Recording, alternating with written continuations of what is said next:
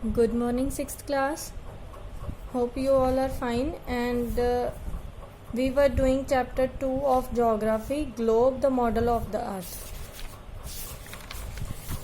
We have done longitudes and latitudes. Now next topic is grid. On the map and globe there is a net of parallel of latitude and meridians. This net is called grid as shown in figure 2.5.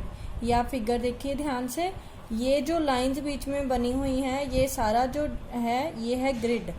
ये net है एक parallel lines का, parallel latitudes and meridians हैं जिसको हम grid कहते हैं. Importance of grid. This grid is helpful in making maps and atlases. We can read maps with help of grid. That is, if we know the latitude and longitude of a place, we can locate it on a map very easily. Grid हमें helpful होता है map और Atlas बनाने के लिए, और grid की मदद से हम अगर हमें पता चल जाए कि कौन सी किसी प्लेस का लैटिट्यूड और लॉन्गिट्यूड क्या है तो हम उस प्लेस को मैप पे बहुत इजीली फाइंड कर सकते हैं. Secondly, this helps in fixing the boundary between two countries. That is, with the help of this grid, we come to know to which latitude and longitude a particular country extends. Longitudes and latitudes of some places of India. Secondly, दूसरा क्या है कि ये help करता है कि किसी country की बाउंड्री फिक्स करने में. ग्रिड की हेल्प से हमें पता चलता है कि कोई पर्टिकुलर कंट्री कितने लैटिट्यूड और लॉन्गिट्यूड तक फैली हुई है और कहाँ तक है. ये हैं कुछ सिटीज़ के नेम और उनके लैटिट्यूड और लॉन्गिट्यूड. नेक्स्ट है local time and standard time. As the local time differs from place to place causes great inconvenience for the country on the whole. Therefore, each country adopts local time of a particular or rather a central place as the uniform time for the whole country. It is called the standard time of that country or that area. जैसे कि local time हर place का दूसरी place से अलग होता है, तो ये एक कंट्री के लिए बहुत ही बड़ी दिक्कत होती है. तो इसलिए हर एक कंट्री ने अपनी एक सेंट्रल प्लेस रखी है जिसका जो टाइम होता है वो पूरी कंट्री के लिए लोकल टाइम होता है और उसको स्टैंडर्ड टाइम कहते हैं उस कंट्री का. In India the local time of 82.5 degree east longitude is used as the standard time for the whole country. It is called Indian standard time. 82.5 degree east is thus the standard meridian of India.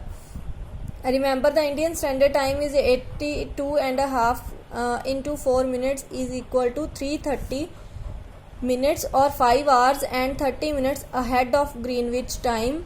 Thus, the watches in India will show 5:30 p.m. when it is 12 noon in England.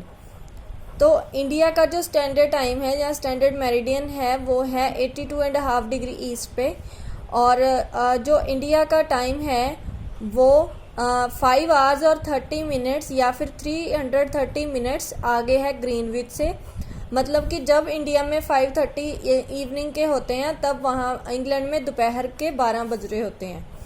Next है heat zones of the earth. As discussed above, latitudes help us in dividing the earth into different heat zones. This is due to the reason the rays of the sun which are vertical occupy less space but intensity of heating is very high, and the rays of the sun which are slanted occupy more space but intensity of heating is low. जैसे हमने पहले latitudes के बारे में पढ़ा है कि latitude help करते हैं अर्थ को डिफरेंट हीट जोन में डिवाइड करने में, तो ये एक रीज़न है कि जो सन की रेज हैं वो वर्टिकल होती हैं और जो वो लेस स्पेस लेती हैं, कम स्पेस लेती हैं, और उनकी जो हीट की पावर होती है या इंटेंसिटी होती है वो ज़्यादा होती है. और जब सन की रेस स्लैंटिंग होती हैं तो वो ज़्यादा स्पेस लेती हैं, और जो उनकी हीट की इंटेंसिटी होती है, हीट की पावर होती है, वो लो होती है. The second reason behind the heat zone formation is the spherical shape of the earth. The bulging part of the earth receives maximum heat of the sun, and as we go away from the central part towards the poles, the heat reduces. On this basis, we have recognized broadly 3 temperature zones. जो heat zone की formation है वो अर्थ की spherical shape की according है. जो central part है वो बल्गिंग पार्ट है अर्थ का, और जहाँ पे मैक्सिमम हीट जाती है सन की. और जैसे जैसे हम पोल्स की तरफ नॉर्थ और साउथ पोल की तरफ जाते हैं वहाँ पे हीट कम हो जाती है. और इसी बेसिस पे 3 टेम्परेचर जोन्स हैं. ये आप डायग्राम में भी देख सकते हैं. ये नॉर्थ पोल है, ये साउथ पोल है, यहाँ पे कम हीट पड़ती है. और ये सेंट्रल जो जोन है ये हॉट जोन है, यहाँ पे ज़्यादा हीट पड़ती है. फर्स्ट हीट जोन है हमारी हॉट जोन और torrid zone. It lies between the Tropic of Cancer and the Tropic of Capricorn.